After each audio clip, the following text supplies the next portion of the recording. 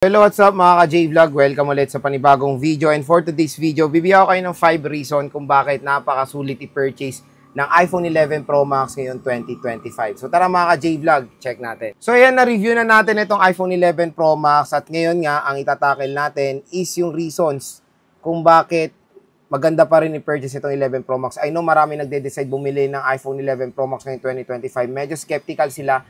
Siyempre, kasi yung mga ibang model, ika-presyo niya, like the iPhone 12 Pro, iPhone 13, at hindi siya nagkakalayo ng presyo sa iPhone 12 Pro Max. So, 256GB na lang, usually nakikita rin natin sa Green Hills kasi yung 64GB, syempre, yung iba hindi na yan gino-go to kasi napakaliit na ng 64GB ngayong 2025, and even 128, lumiliit na rin yan. Yung ibang consumers, mas gino-go to na nila yung 256, kaya more on ang ini-stock ng mga sellers natin sa Green Hills is 256GB.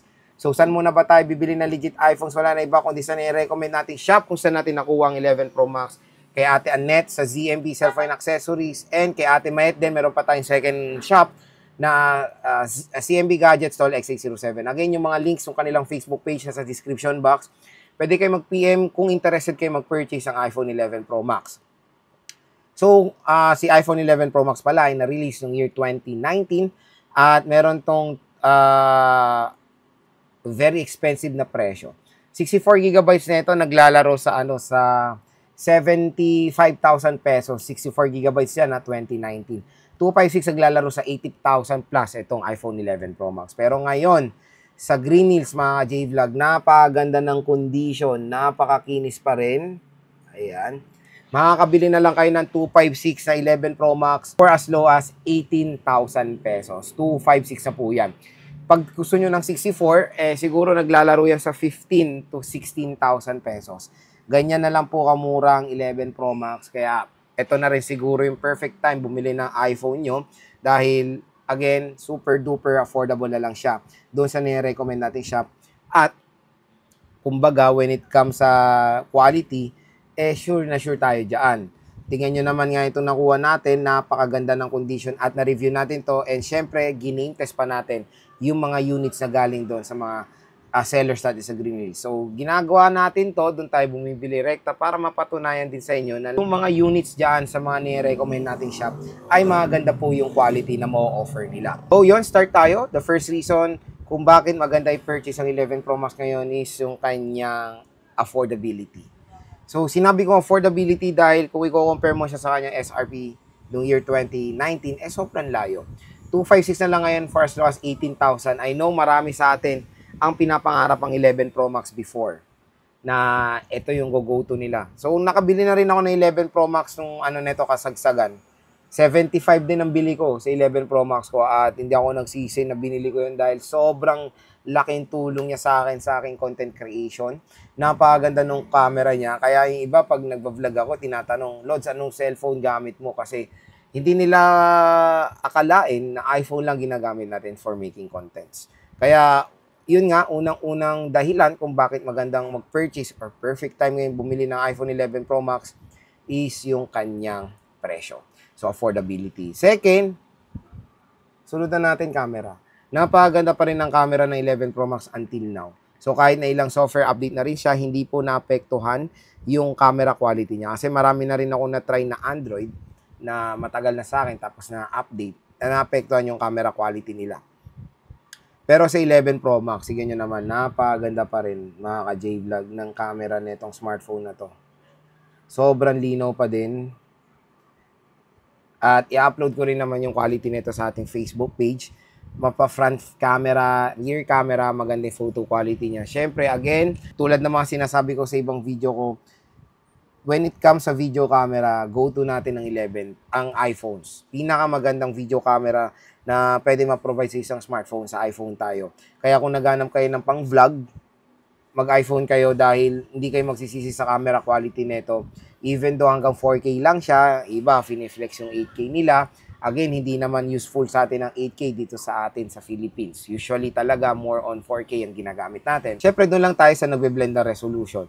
Kahit mataas nga mo, kung ginagamit pa lang naman dito is 4K at sobrang linaw pa naman ng 4K, doon tayo sa mas recommended. At mas maganda pa yung mabibigay na quality kahit 4K resolution. Ang maganda rin dito, triple rear camera system siya, 12 megapixel main, 12 megapixel ultra wide at 12 megapixel telephoto lens.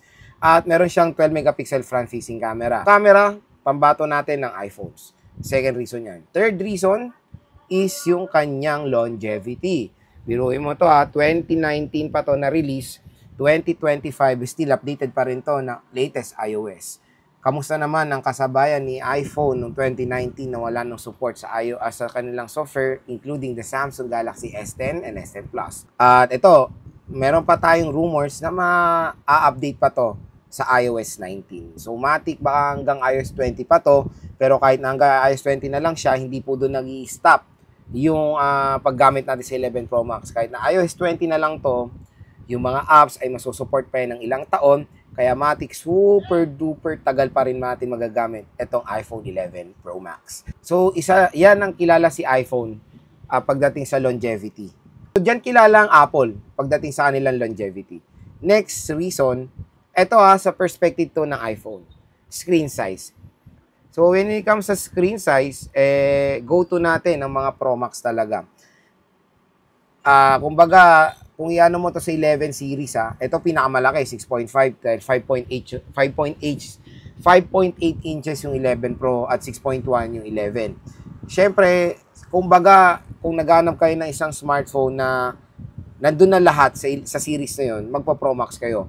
At ang maganda dito nga, syempre, karamihan din sa atin, mahilig din sa mga malalaking screen size, kaya maganda rin i-suggest ang iPhone 11 Pro Max para sa inyo. Large screen size, OLED, at kumbaga, makakalaro kayo dito ng very comfortable naman.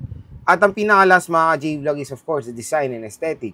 Siyempre, kitang-kita naman, iba kung gusto mag-iPhone dahil yung kanilang aesthetic, napakaganda ng Pro Max. Very premium tong tignan. Even though 6 years na tong smartphone na to, yung pagka-premium na tong smartphone na to, nandun pa rin. Kaya panigurado eye-catcher itong smartphone na to. Again, maraming stereotype na bumibili ka lang ng iPhone kasi pang-flex mo lang, ang mayaman lang yan. Hindi sana tigilan na natin yung ganong stereotype. Bumibili ibang consumers ng iPhone. Unang-una sa iOS. Very user-friendly ang iOS. At napaka-optimize ng chipset. Biruin mo, ito ilang taon na, pero yung chipset niya napakalakas pa rin.